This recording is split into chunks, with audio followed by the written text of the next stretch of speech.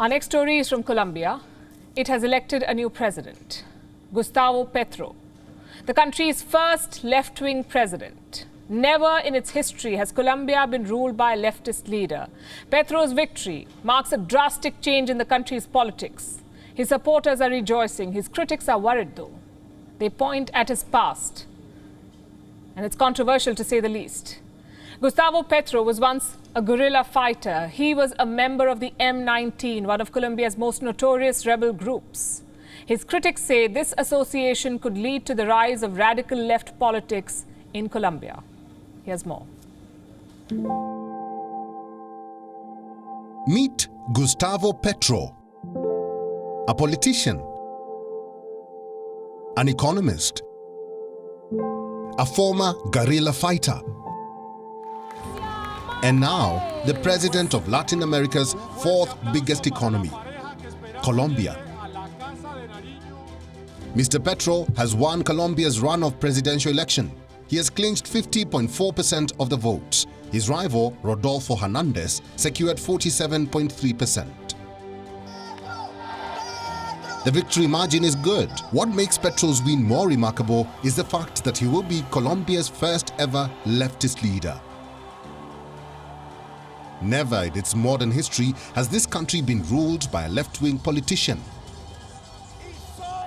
The top office has always been run by either conservatives or moderates. Gustavo Petro has broken the spell. This will not be a change to build more hatred.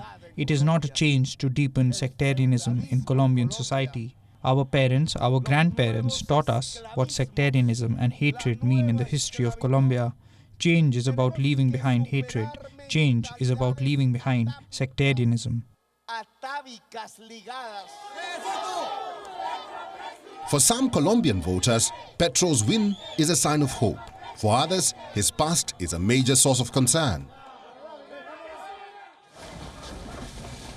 You see, before he ran for president, Gustavo Petro was part of a group called M19. It's now been disbanded. But there was a time when M19 was the most notorious guerrilla group in the country. It was formed in the 1970s to push for democracy and to bridge the divide between the rich and the poor. But its actions were quite controversial. In 1976, the group murdered a prominent union leader. In 1979, it stole 5,000 weapons from the Colombian army. In 1980, it laid siege to the embassy of the Dominican Republic. And in 1985, it orchestrated one of the bloodiest acts in Colombia's recent history: the siege of Colombia's National Judicial Building, which led to the death of more than 94 people. Gustavo Petro spent 10 years with this group. He was even convicted and sentenced to 18 months in prison. Why? For the possession of illegal arms. In 1990, when the M19 was dissolved, Petro entered politics. 3 decades on, this former rebel fighter will be the president of Colombia.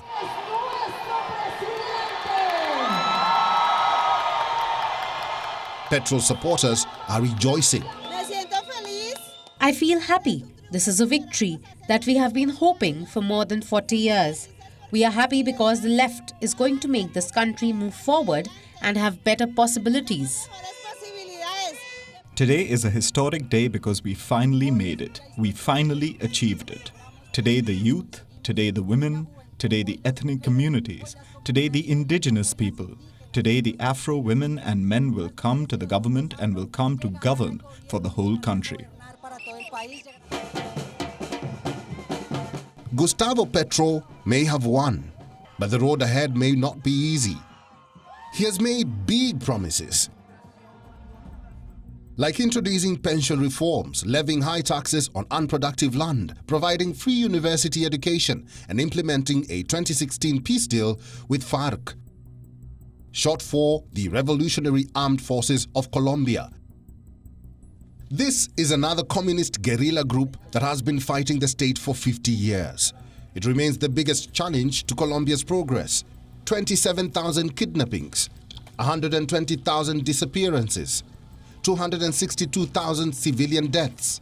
This is the legacy of the FARC's conflict with Colombian authorities. In 2016, the group struck a peace deal with the state. 6 years on, that deal is yet to be implemented. Gustavo Petro has promised to see it through. But with a fragmented parliament and lack of congressional support, it is going to be an uphill task for Gustavo. WION is now available in your country. Download the app now and get all the news on the move.